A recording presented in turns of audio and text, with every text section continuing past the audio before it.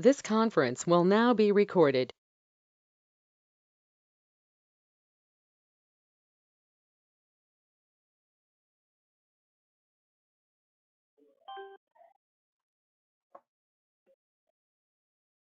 Hello, Hi, is that you, Ms. Dye? this is Diane Dye. All right, great. Okay, thank you so much. We do have a quorum now, and so Judge Guevara, if you'd like, we can go ahead and get started. Okay, good morning, everyone. And I'll go ahead and Morning. call this. I'll go ahead and call this meeting to order. And just real quickly, before we go on, I'd just like to wish everybody a happy new year. And it's good to see everybody after a couple of months of not seeing everyone. And so with that, what we could go ahead and do is just to make the final determination of our quorum is if we could all say our names and the agencies that we represent, please, and we'll know exactly who's present. So I'll go ahead and start. Cinderella Guevara, Presidio County Judge. Judge, I'll go ahead and start, and if it's okay, I'll call off the names, and then that way, if anybody else is missing, they can go ahead and announce themselves. Okay. So what we have is we've got Mayor Ken Miyashima, City of Las Cruces. We have Mayor Summer Webb with Here. Valentine. Thank you. We have Judge Tom Neely with Hudspeth County. I do see, let's see, I think they dropped off. So we'll go ahead and, oh, there's Joanna McKenzie, yes. You all are on mute. Joanna, can you confirm Judge Neely? Okay, we'll come back. So I have Commissioner Robinson, El Paso County.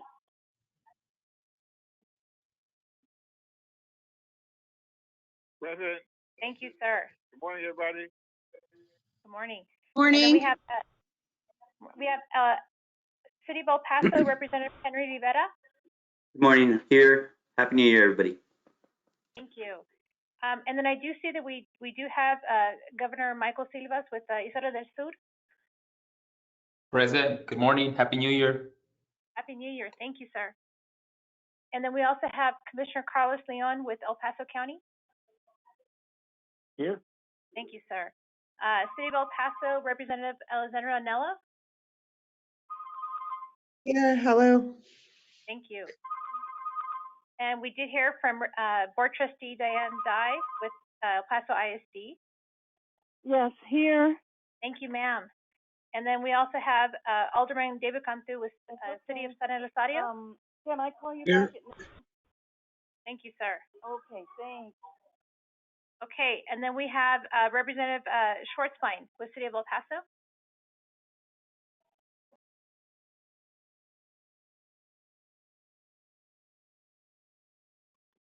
Representative Schwartzbein, are you back on the line?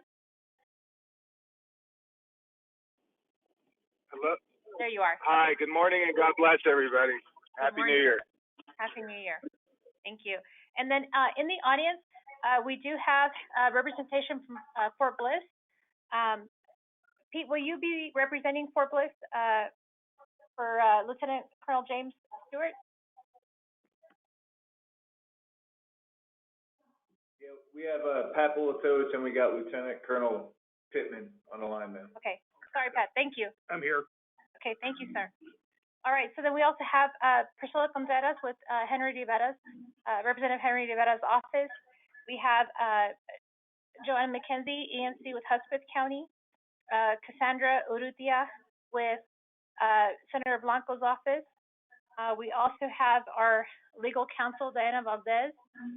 We also have a good amount of Rio Grande staff. We've got Yvette Lugo, AAA Director, Marisa Quintanilla, Regional Services Director, Evelyn Anguiano, our Accounting Manager, Peggy O'Brien, Local Governance Manager, Robert Halpern, Workforce Economic Development Specialist. And I do see Istel. Are you with the City of El Paso by chance? Yes, ma'am. Okay, great. Will you be speaking during public comment? My director will be jumping on.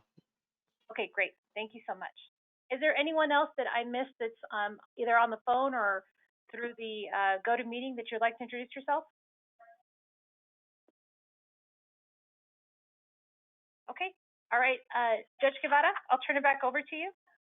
Okay, so thank you, Annette, and again, welcome everyone. Great to see you. Next is approval of minutes of the previous meeting. Did everyone get a chance to go over Judge, those? Judge, Go ahead.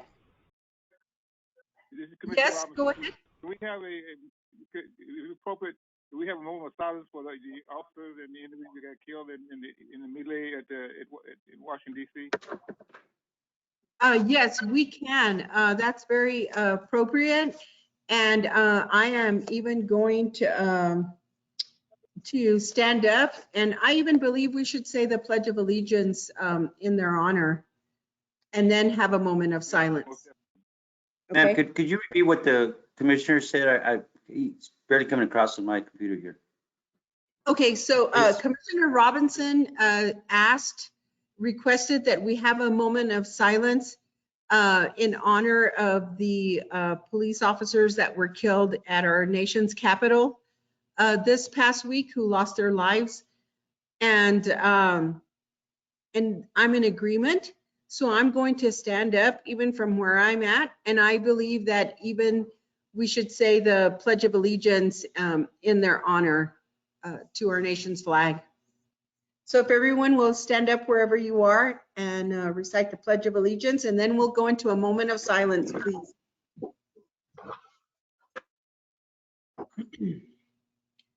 I pledge allegiance to the flag of the United States of America. to the republic to the republic for which it stands, one one nation, nation, under God, under God, indivisible, indivisible, with liberty and justice for all. And now for the moment of silence.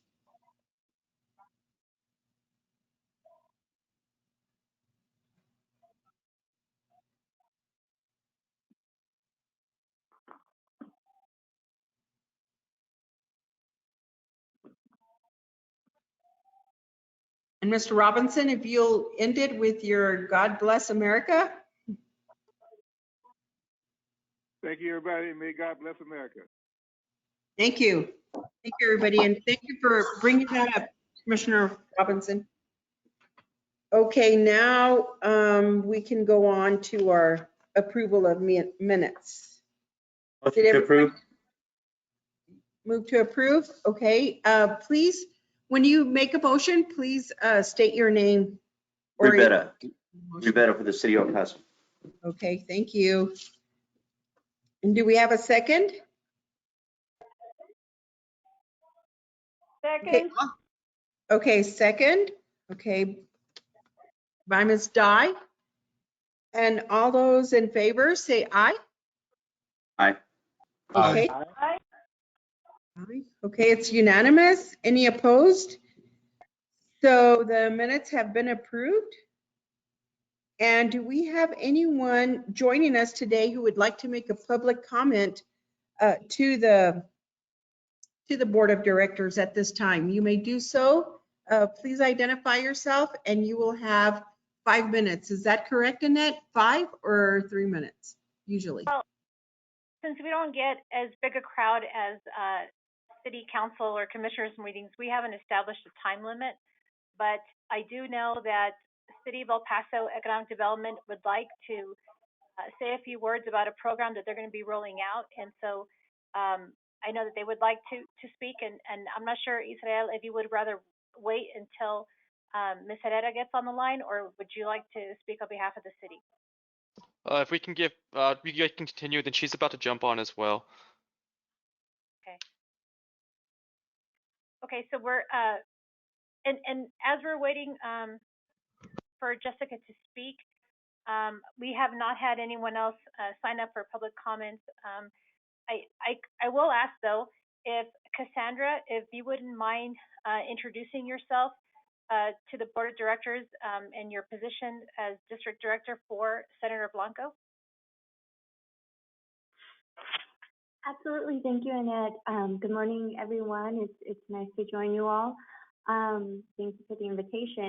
My name is Cassandra Urrutia. I will be serving as Senator Blanco's district director. I'm based here in El Paso, so if anybody ever needs anything, I can share my contact information with Annette and make sure everybody gets that, as well as any other contact information for the rest of our office should you need to contact our chief of staff or legislative team as we head into session. Please feel free to do so. I look forward to joining you all for these meetings and working with you all more in the future. Thank you. Thank you, Cassandra. And then Pat, would you, I know I'm putting you on the spot, but would you be able to say a few words about the rollout with the ICSAs and how that's moving along? Yes, good morning. Currently, we're trying to get a meeting, as we alluded to, at the end of the end of February, early March. So right now, with the 6 initiatives we got on the plate, dust abatement, laundry services, animal control, parking lot surveillance, bottle recycling or single stream recycling and maintenance. We sent all those initiatives out to our stakeholders on the installation. Excuse me. We should have some feedback from that we can capture and roll up by the end of next week.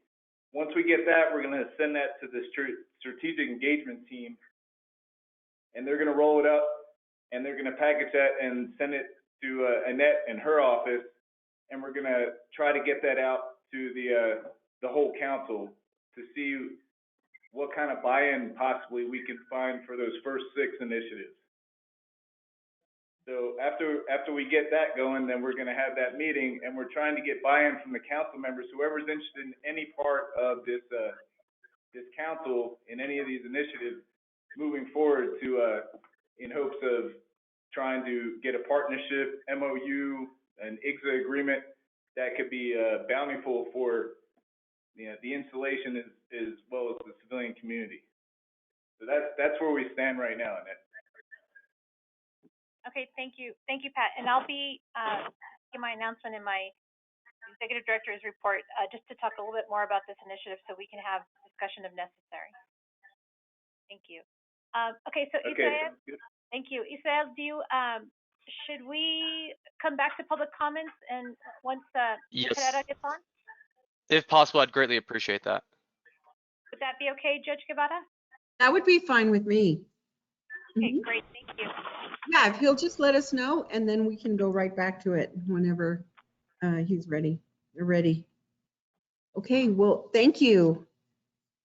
Are there any other public comments at this time? If there are none, we can go on to the administration portion of our agenda, to the finance portion of our agenda. And this is by Judy Cisneros, the Public Investment Quarterly Report, item number 1. Yes, and Judge Guevara, I will go ahead and present this item. As is required, we are providing our quarterly report under public investment. And so this item is covering the first quarter of 2021. And so the first one that you'll see here, as I forward my slide, is going to be our checking account. And this checking account represents our general, special, and enterprise funds, the balance of those monies. And so the market value as of 9/30/2020 was $396,189. As of December 31st, 2020, the book and market value is now at $1,332,425. This has yielded interest for this quarter in the amount of $557. The next item is going to be the checking account that represents our monies for our 911 program. And as of this first quarter for 2021, as of 9/30/2020, the market value was $15,738. As of 12/31/2020, the book and market value is now at $15,744, and the interest earned for this quarter is $6.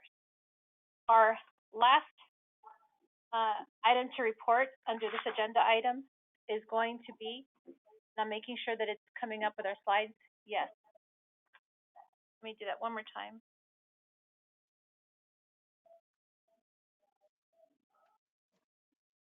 Okay, our last one's going to be our TCEQ funds. That's our Texas Commission on Environmental Quality.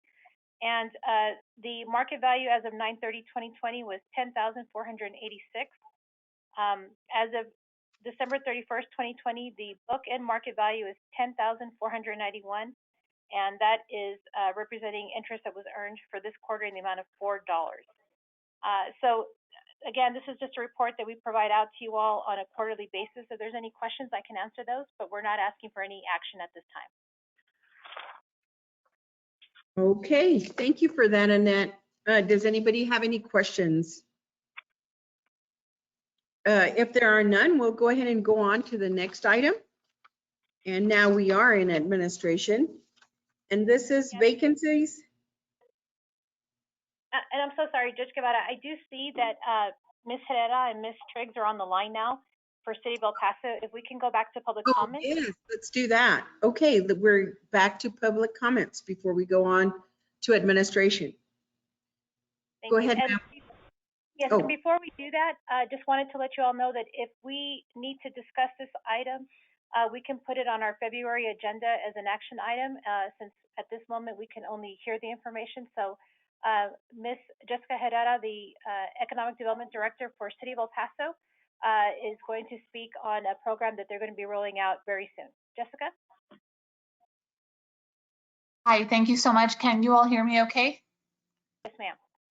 Okay, hi everyone. Good morning. I'm having trouble with my camera, but I should be able to turn it on here shortly. It's just my computer's frozen. Jessica Herrera with the City of El Paso Economic Development Department. Thank you all for the opportunity to speak with you all today.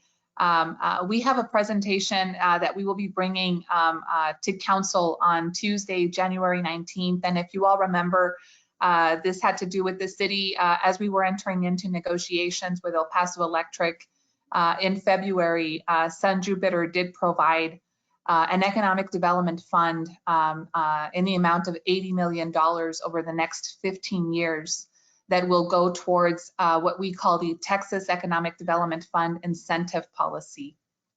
And this incentive policy will allow for projects within the Texas service territory to be able to utilize the fund. And again, this fund is meant for larger projects and larger capital investments, but it is important that we work across the Texas service territory in conjunction with the City of El Paso to be able to administer the fund.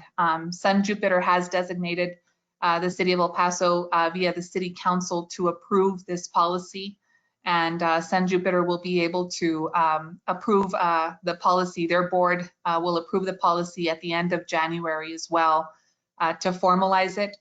Again, the amount is for $80 million. It's going to be dispersed over 15 years, and it will be dispersed annually. We will have an annual report that will be made to El Paso Electric by February 1st of each year that will provide just the areas and projects that have been utilized within this fund.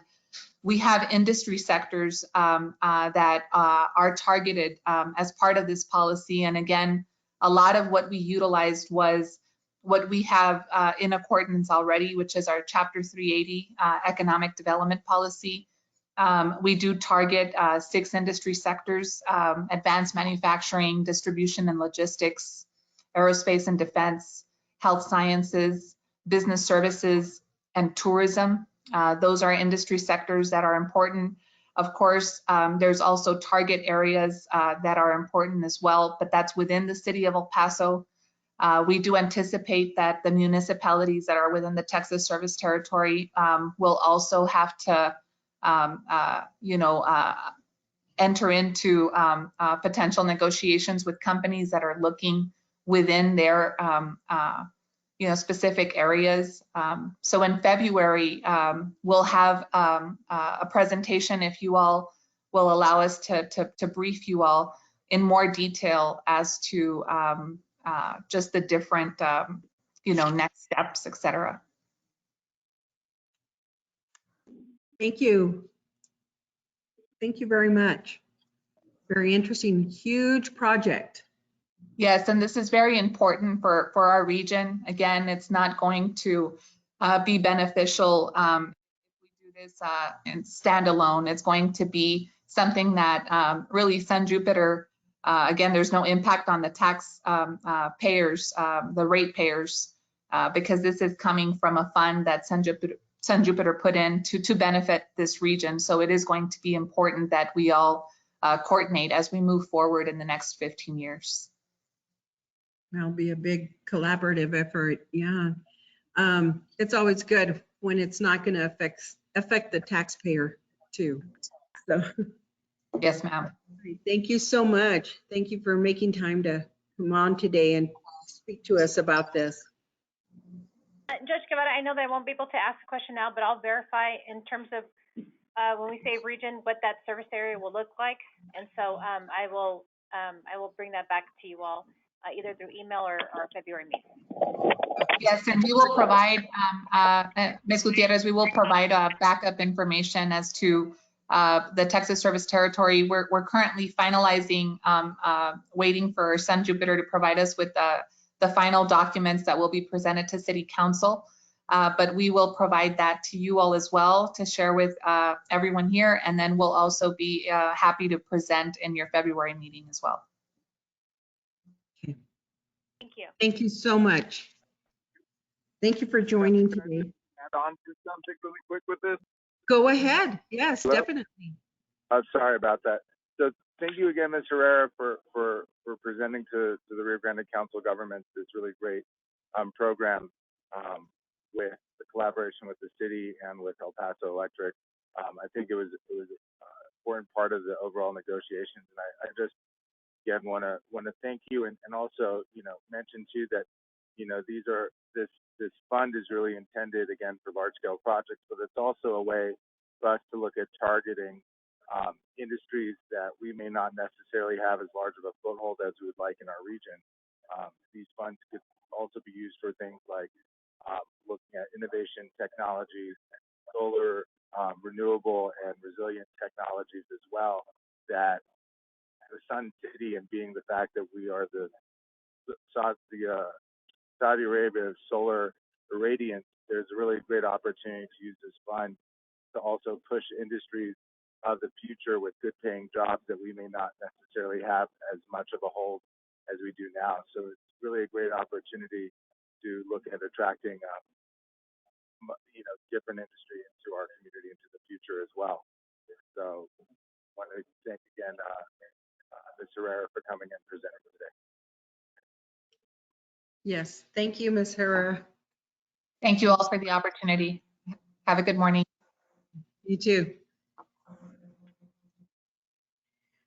All right, so if there are no further public comments, we can go back to our agenda, and now we are at item number 2, vacancies in the ex officio positions of the Rio Grande Council of Governments, and this item will be presented by Annette. Yes, ma'am. So our board of directors, I am asking approval to appoint 2 vacancies for our ex officio non-voting positions. According to our bylaws, we must have 2 members from the Texas legislature who are going to be offered a non-voting membership position for our board of directors. And the member must be a legislator from El Paso County. That's one position, and the other position has to be a legislator from any of the other 5 rural counties from our COG region.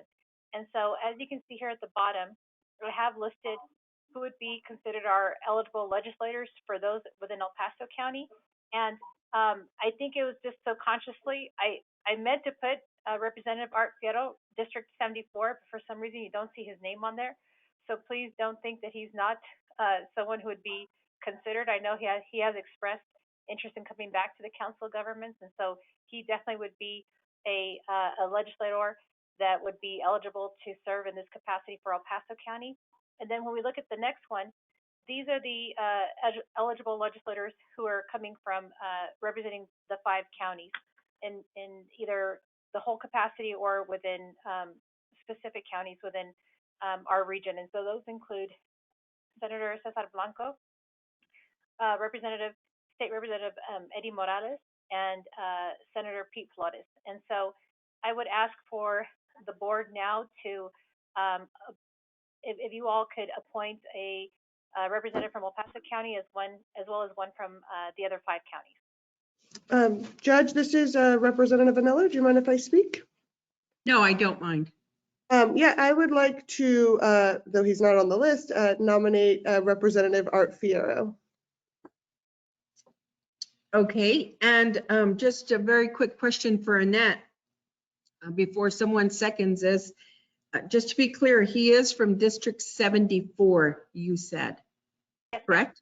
Okay, great. All right, so we do have a motion on the table to nominate Mr. Fierro from District. I've got a question, Judge. Go ahead. Representative Rivera. On these, Ms. Annette, have they all verified that they're willing to participate if other people nominate other candidates here? Representative Vera, I did not reach out to them individually to see if they would be interested in serving. So if you did select any of the ones that you did select, I did not have that conversation with them beforehand. Okay, thank you. Because I would like to. Reason being is because I would like to second Representative Nettles' nomination. Okay, we'll go ahead and so we do have a motion by Representative Anello and a second by Representative Rivera. And all those in favor, please say aye. Aye. Aye.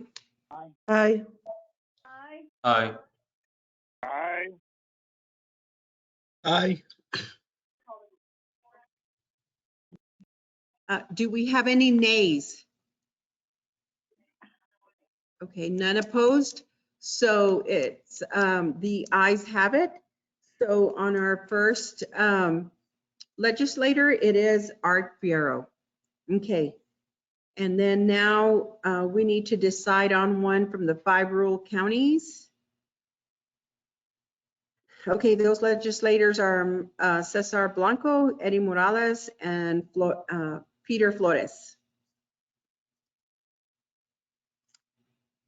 Do we have a motion for that? Is anyone wanting to make a motion?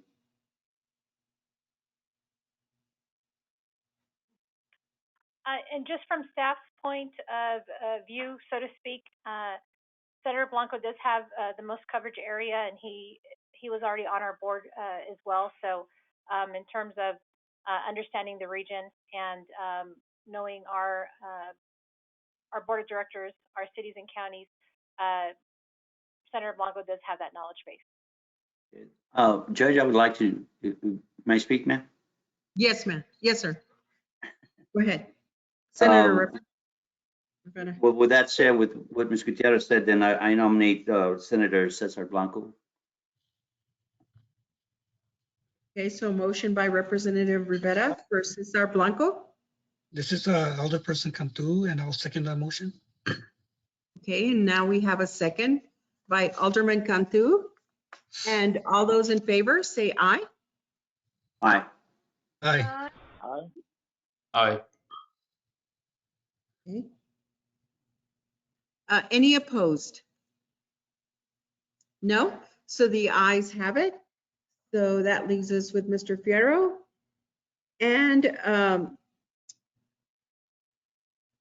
let's see. And Mr. Blanco. All right, thank you. Next item, cooperative purchasing programs by Annette Gutierrez. And this is we do have to take action on this item. Yes, Judge. So what we have here is the cooperative purchasing programs that we have used over the years. Normally, I provide this agenda item in October, but I did not list it, so I'm asking for approval now. These 5 here are cooperative purchasing programs that allow us to purchase services, products from vendors that have already been vetted from the programs. And so it's very beneficial to our finance department as well as our staff on the program side in terms of obtaining services or goods. Okay. Does anyone have any questions? If there are no questions, I would entertain a motion at this time. Motion to approve, Rep. Rivera. Okay, thank you. Do we have a second? I will second that motion. And all those in favor say aye. Aye. Aye. Aye. Aye. Aye. Aye. Okay, any opposed? If there are none opposed, motion carries. Thank you, Annette. Thank you. The next item is yours also. Item number 4, Region 14, Upper Rio Grande Region Planning Grant. Yes, ma'am. So I am asking for Board of Directors approval today to allow administration to submit a planning grant application to the Texas Water Development Board on behalf of Region 14, which is the Upper Rio Grande Regional Flood Planning Group. The total amount that Rio Grande COG would apply for is $1,081,800, and the performance period for this proposed contract is estimated to be from March of 2021 through August of 2023. Of the $1,081,000, $60,000 of that can be used towards personal costs that are related to the meeting and procurement requirements of the planning group. The remaining funds will then be used for a consultant who will be identified and through procurement for the planning group, and that consultant will be responsible for putting together the first ever flood planning document for the region, which would then be moved up to the state level and incorporated into their state plan. So this is very similar to our regional water planning group. And so we would serve as the administrative entity on behalf of the planning group. And this one is a bit different in terms of the service area. We are covering all of our 6 counties, as well as counties such as Crane, Winkler, Upton, parts of Sutton. It's a larger area, and so I just wanted to let everybody know that it's not just the 6 counties. And Annette, you said the start date for that was when? What? March of 2021 is when they're anticipating submitting contracts for approval. And the end date again, please? August of 2023. Okay. So the 60,000 would be spread out through that time period. Okay, I see that. Okay. The other counties you said were Crane, Winkler, Sutton, and I missed one of those counties. Well, actually so that information, I have it right here. That information is actually in the packet. But it's the counties include, let me just get that for you. So we're looking at Crane, Loving, Pecos, Reeves, Terrell, Ward, and then portions of Crockett, Ector, Edwards, Midland, Reagan, Schleicher, Sutton, Upton, Velveeta, and Winkler. That's a total of 11 counties? Let's see. So we've got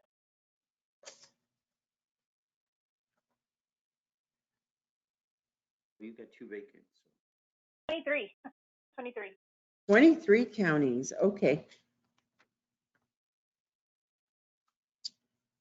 Very important project. Yeah. Flood planning is very important. And they will be having, the flood planning group will be having their first meeting next Thursday at 9 a.m. That group is being chaired by Omar Martinez from El Paso Water Improvement District. And we have representation primarily from our counties with the exception of, I think maybe 2 members are coming from other counties outside of of the Rio Cog area. Okay.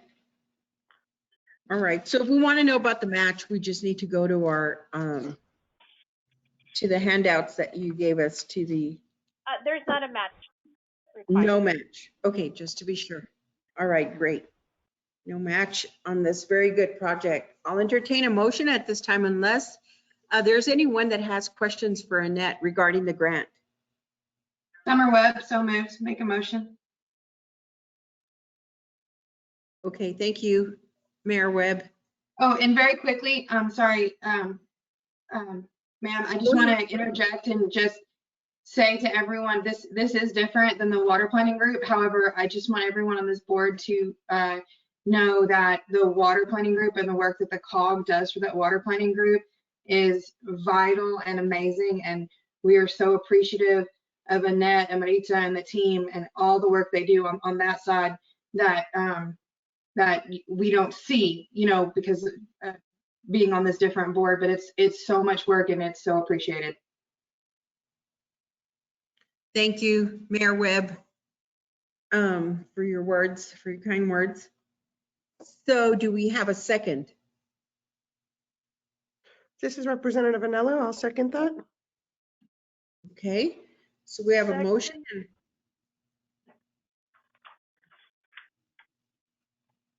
Ms. Dye, were you wanting to say something? I thought I heard Ms. Dye. Oh, I just was seconding the motion. Oh, okay. Yeah, it came in almost at the simultaneously as Mayor Webb made the first motion. That's fine. Okay, all right, and then Representative Anello seconded. And all those in favor say aye. Aye. Aye. Aye.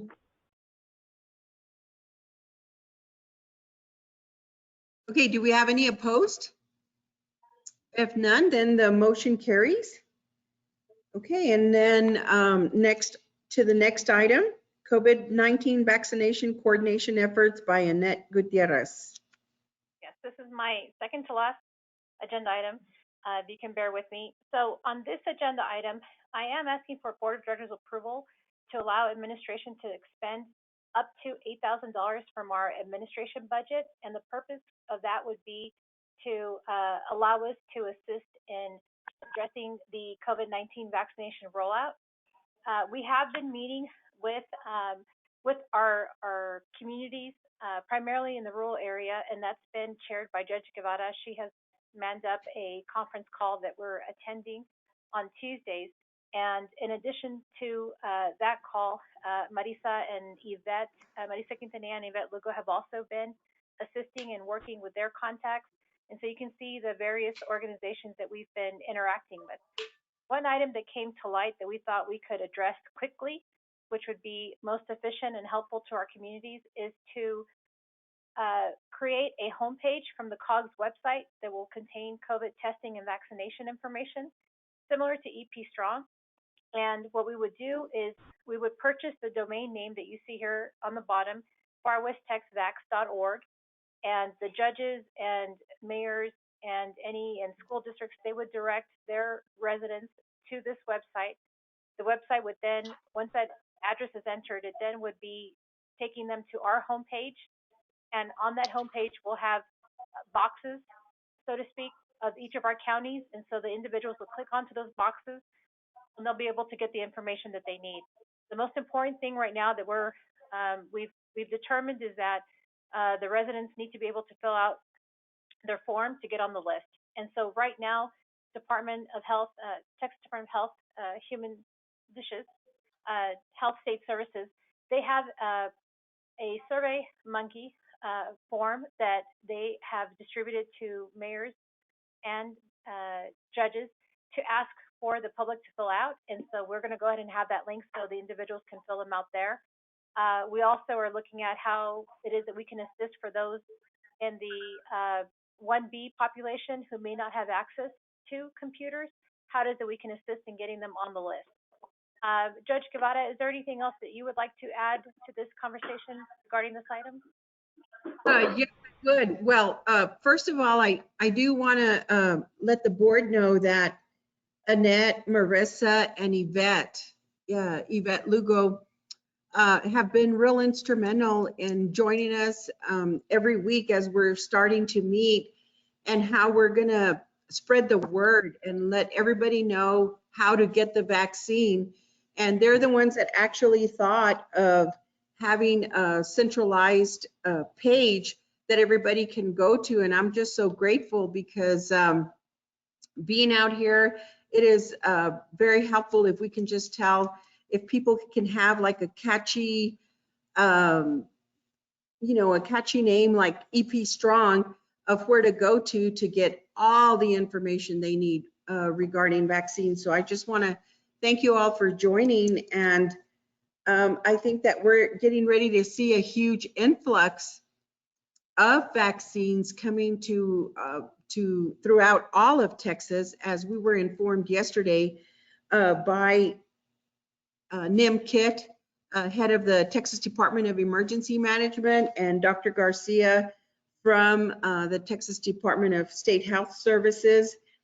And so this is going to be very instrumental in helping us to prepare for huge rollouts that are now coming.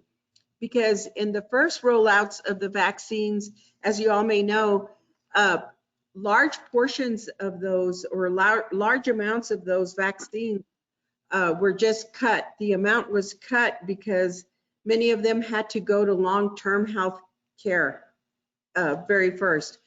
But now that's not going to be the situation. It can go more into the regular population and on down to our 65-year-olds. So it's going to be a huge collaborative effort by everyone. And I just thank you, Annette, for joining us and taking the time to, be with, especially Hudspeth County, who's in their own unique situation. And we've had Joanna McKenzie be real instrumental in helping us, in giving us information for Hudspeth County. And then we have Culberson County, and that has its own unique situations, as you know. Their county judge is out right now, and we'll discuss that later. But then it leaves us all trying to help one another right now. All the other 5 counties, all the other rural counties, trying to help one another. That's all I wanted to say. So I hope that you get approval for this today, Annette. It's a really good project. Are there any questions for me from the board? I have one. How many do you plan to vaccinate? Have you gotten a set number, or do you have a target number, or? We do not have that, as we're still in the planning phases. However, this would just be the website for people to go and register and to understand what tier they're falling under. And so that's what we have to organize, is the number of people for each area that might need to get vaccinated, and then to have a very good plan, because they do not want any vaccination. They want the administration of the vaccinations to be quick, to be given to as many people as possible, as fast as possible. Okay. Oh, with that said, ma'am, then I make the motion to approve. Okay, thank you.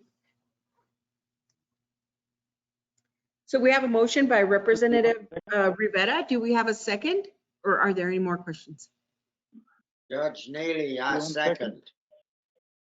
Okay, thank you, Judge Neely. So we have a motion by Representative Rivera and a second by Judge Neely, and all those in favor? Oh, I had a question real quick. Okay, go ahead. Mayor, go ahead. Yeah, this is Representative Schwartzbein. I just had a question in terms I'm sorry. Looking at this rollout.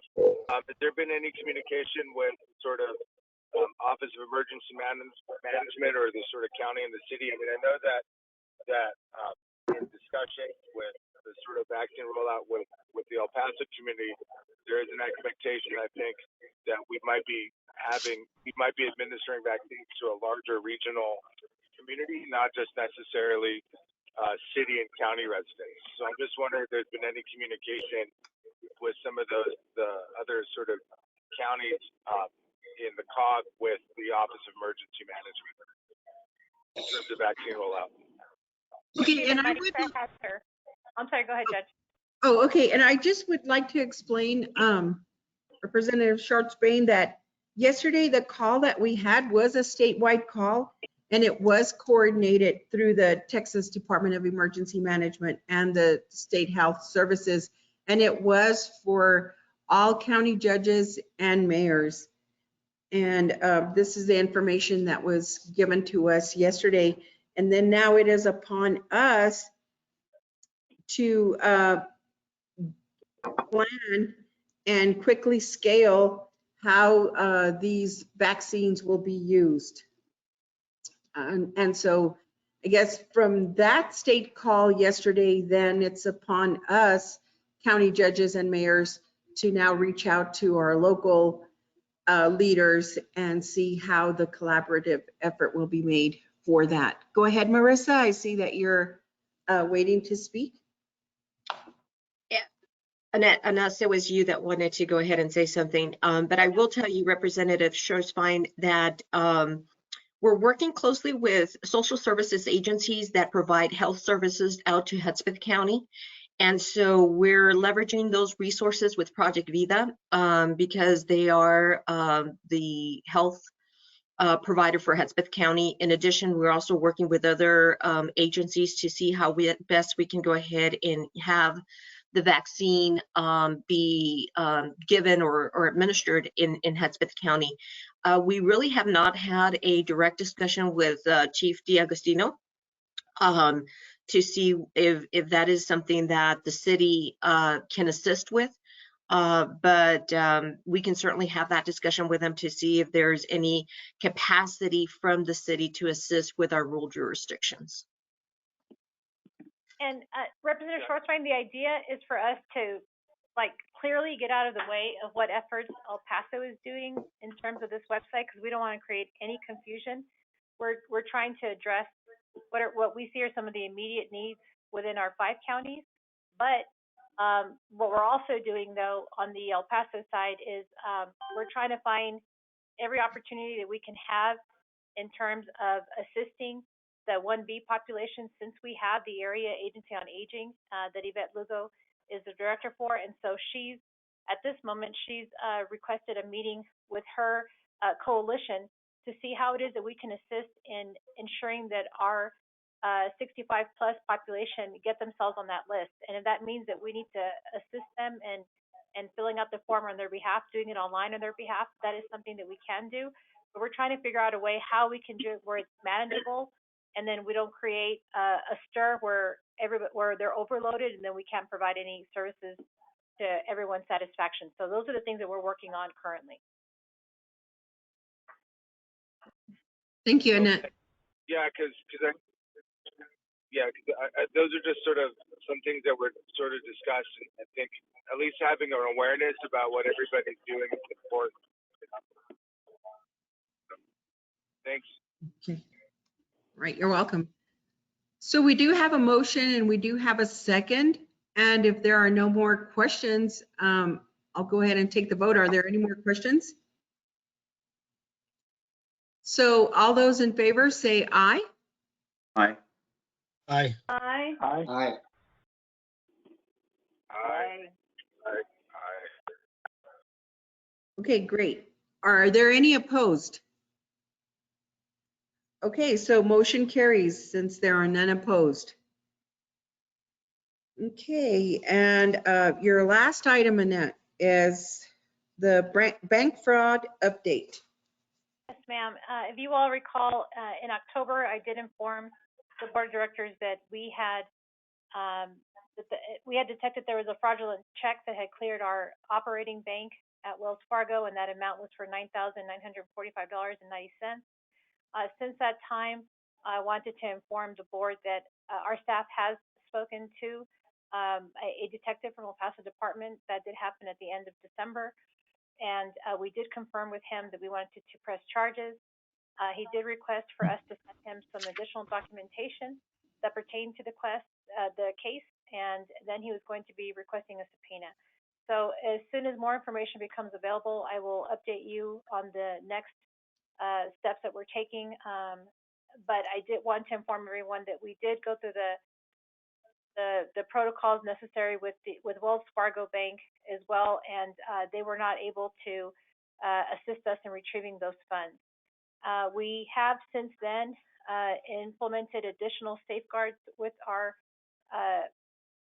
checking system. We do have our positive pay. That function allows us to provide a list to the bank, informing the bank of what checks we have prepared and which ones are authorized to be cleared. And so that's one way that we're also trying to address this in case any future attempts are made towards the organization. And then we've also obtained additional insurance to assist in this effort as well. Are there any questions for me?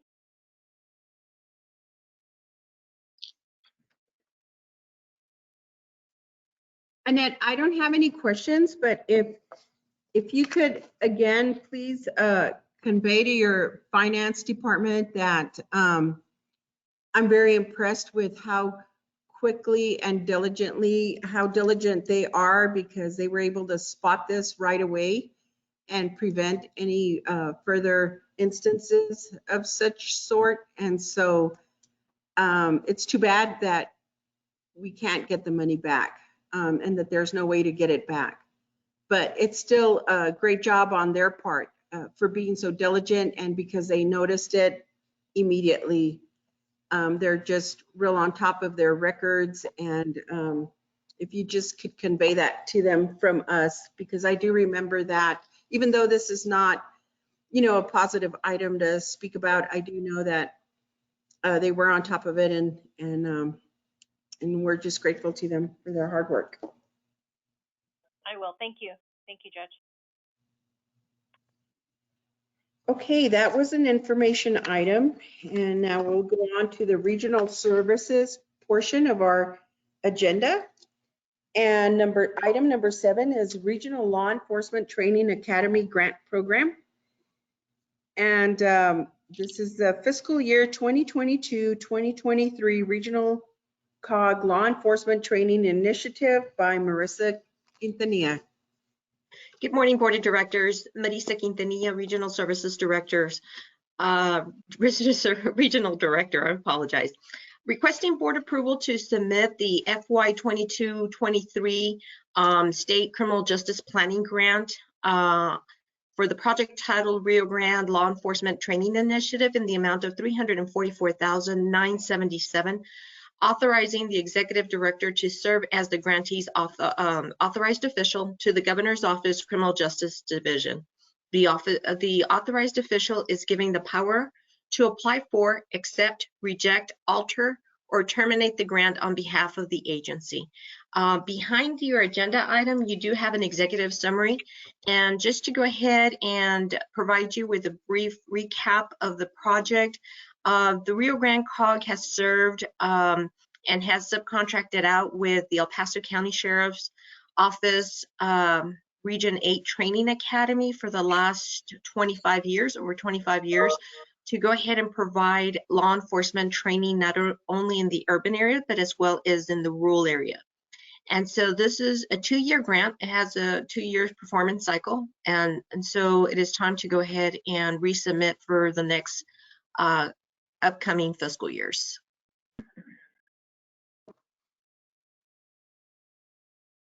Okay, does anyone have a question for Marissa regarding this grant program?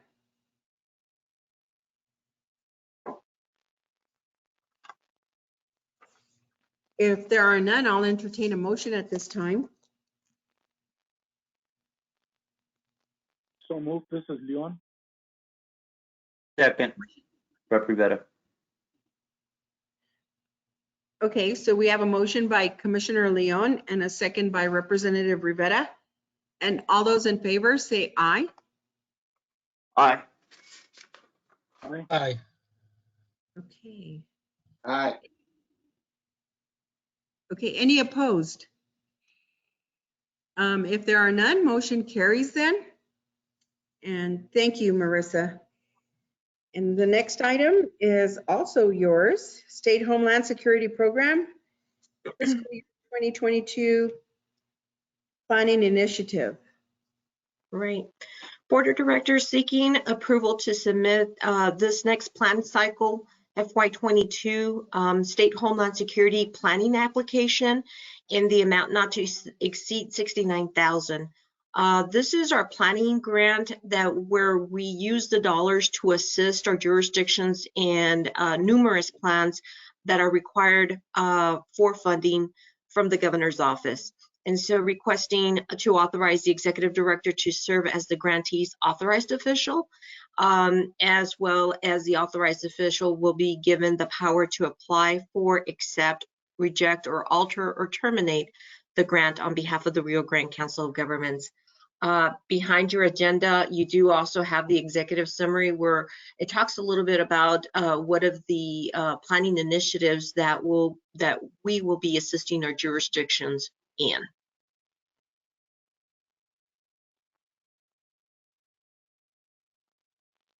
All right, any questions for Marissa on this grant?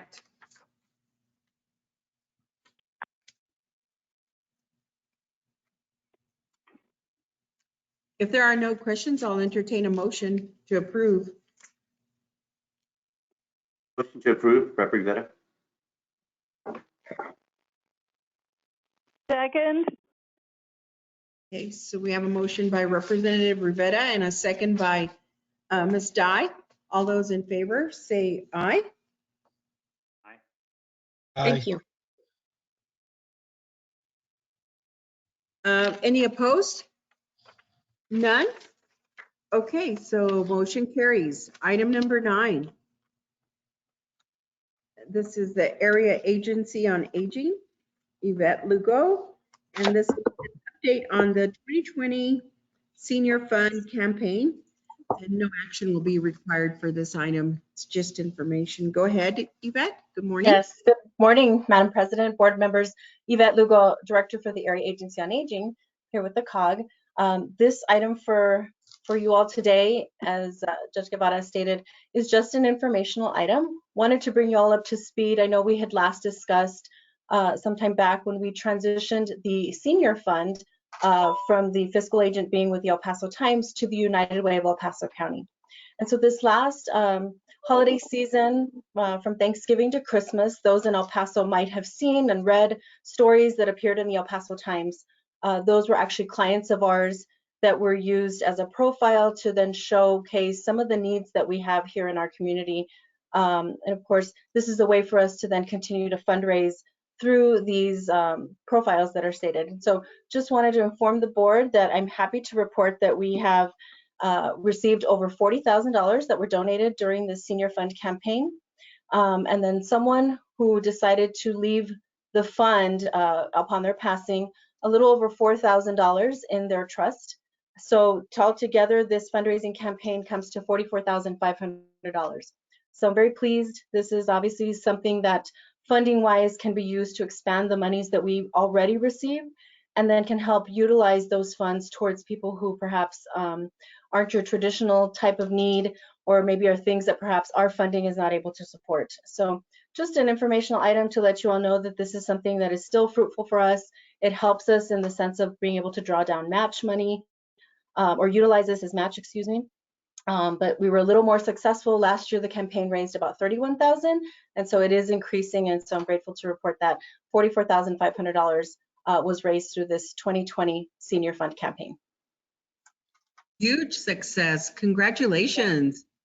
Thank you. That is a huge success. Does anyone have a comment or a question for Ms. Lugo?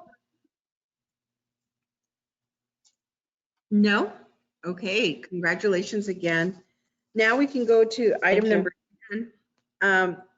Also on Area Agency on Aging Advisory Council membership. And this is an action item. Go ahead, Yvette. Yes. Thank you, Judge. As you all may know, the Area Agency on Aging is required to have an advisory council as part of its setup, in the sense of needing to have members to be able to support and certify the things that we do, provide guidance and input on the services we provide, etc. And so the process is that we seek applicants to come to us to serve as advisory council members, and then get board of directors approval, excuse me, on those membership seekers. So behind your agenda item, you'll see three little profiles on three persons who are seeking to serve on our advisory council. And those members are, the first one, her name is Sally Aubin. She is actually a realtor and owner of Aubin Realty. And part of her responsibilities that she says have shaped her and liking and wanting to serve in this capacity is that she has been a volunteer with Kindred Hospice for the last 7 years, and just feels like older adults at times do need advocacy. What she has seen and learned through her volunteerism is that just the importance of having to be there for persons who perhaps don't have someone to advocate for them and are alone in their dying hour. She was also a caregiver for both of her parents until their passing, so she feels that that also gives her some insight into being able to assist and provide feedback towards persons who are experiencing caregiving issues at this time. A second nominee is Linda Aguilar. She is retired from the Sled Independent School District as a special education teacher, but she shared that she's volunteered for several different aspects through the Catholic Daughters of America, and that she was also the youngest of 7 siblings. And so this gave her the opportunity to live a little bit longer life and care for aging parents, whom she says, again, gave her that experience to then give back, and the importance of helping those who are a little more frail and might need assistance as they age. Our third applicant is Alfred Mark Benitez. He is a retired marketing and salesperson and continues to volunteer through the St. Raphael Parish as Knights of Columbus with his neighborhood association.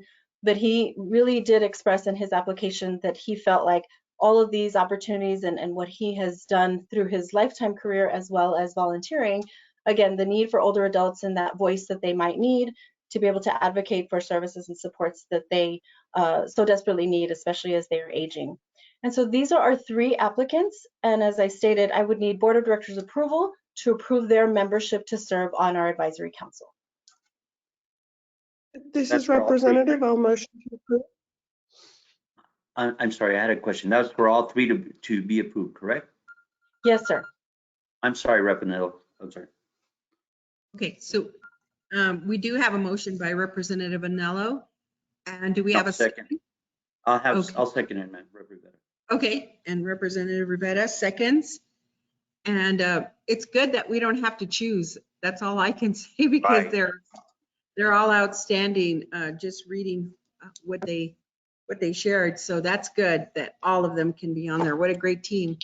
Okay, so we have a motion and a second, and all those in favor say aye.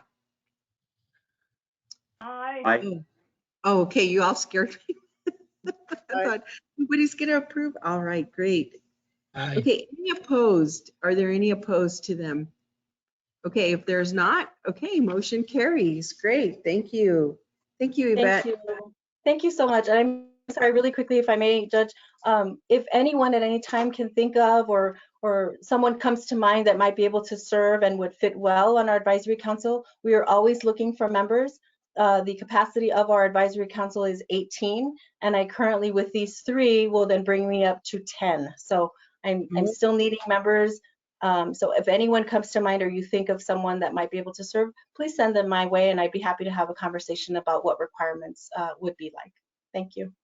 Okay, great. Thank you for that information.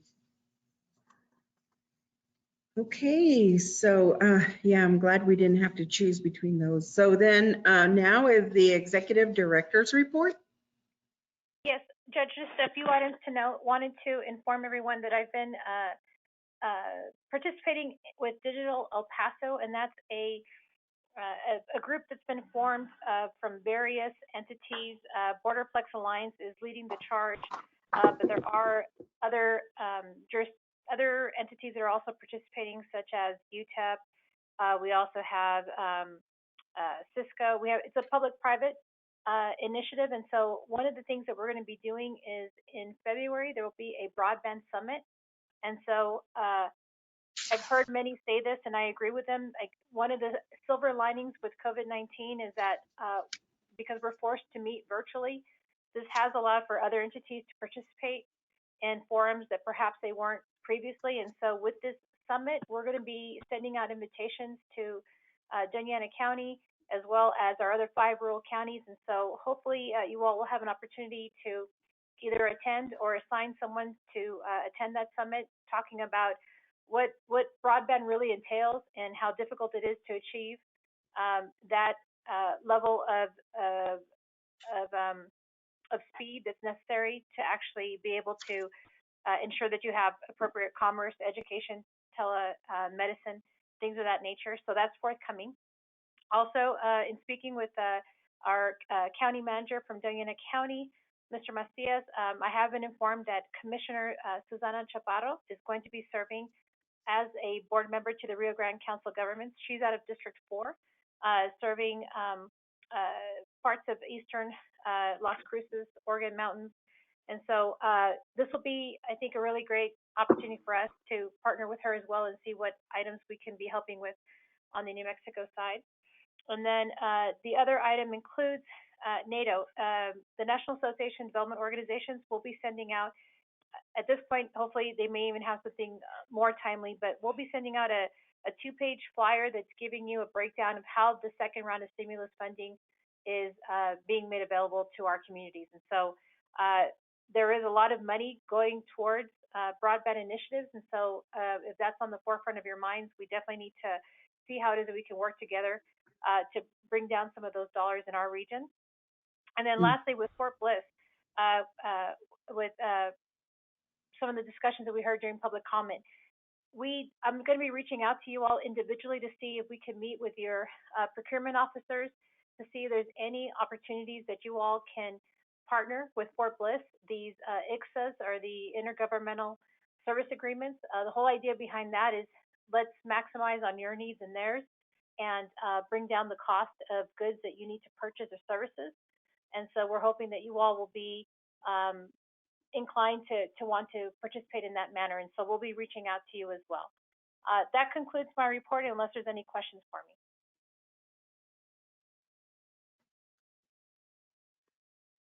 Okay.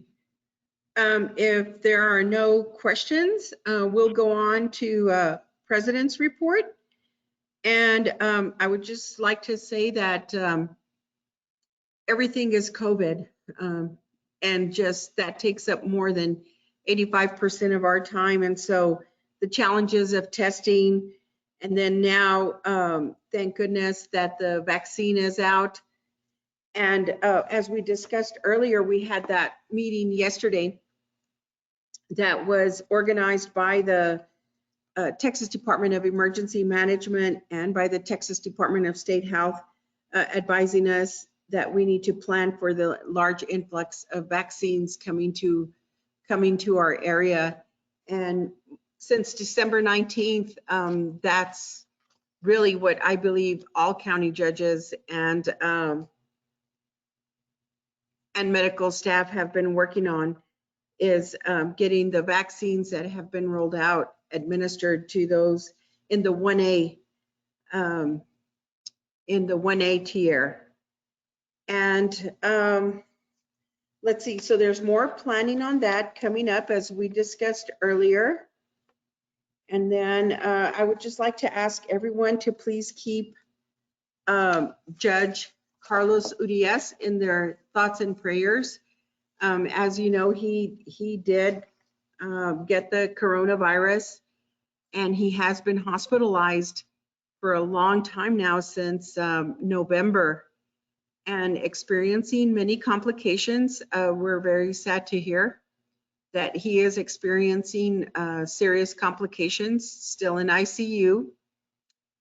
And so if we could keep him in our thoughts and prayers. And also, we have been told that it could be months before He is released from the hospital, and so we're hoping that he has a turn for the better in his health. And so I believe that at this time, everybody could please email to Annette their thoughts and sentiments on wishing him get well wishes, correct, Annette? And then you will, okay.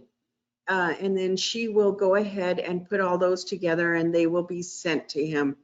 And from what I understand, his wife is actually printing anything that comes to her for him and actually posting it on his wall. So how wonderful when, as he recovers and he can see all of our well wishes there. That's all that I have for a president's report. Did you want to add anything to that, Annette? No, just if anybody would if you have any words to share, like Judge Guevara said, just feel free to email me. I'll get those and literally copy and paste them onto a card, and we'll mail it out. Judge Urias is in San Antonio, and so his wife did express to staff at Culberson County to let everyone know how he's doing, and they would definitely appreciate any thoughts and prayers to come their way. Yes, thank you. And are there any announcements? I do not have any announcements. Do you, Annette? Just to remind everyone, Stella did send out the notification. I was slow to recognize that. Next board meeting, we usually have it the third Friday, which would be the 19th, but because there is an MPO meeting and we don't want to lose out on Representative Rivera or Commissioner Leon's representation, as well as Senator Blanco, we're moving that meeting to February the 26th. So just as a reminder, the next time we meet for the Council of Governments, it'll be on the fourth Friday, which is the 26th at 10 a.m. Mountain Time. Okay. All right. Okay, well, if no one else has any announcements, I would entertain a motion to adjourn at this time. Does anybody have a problem being able to attend on the 26th? I mean, it would be nice to make sure that we can get a quorum since it's changed. I believe not. Okay, good. Looks like we'll have a quorum since no one is expressing that they won't be able to join us that day. All right, I'll entertain a motion to adjourn at this time, and this was a good meeting. Okay, we have a motion, and do we have a second? Second. Who made the motion to adjourn? Judge Neely made the motion. Go ahead, Annette. It was Judge Neely who made the motion, and then Judge Neely, okay. I seconded. And who seconded? And I. Okay, thank you. Okay, we have a motion and a second, and all those in favor say aye. Aye. Aye. Aye. Aye. Okay, the time is 12:20 and we are now adjourned. Everybody have a good Martin Luther King holiday weekend, and we'll see you all soon. Thank you. Appreciate it. Bye, everyone.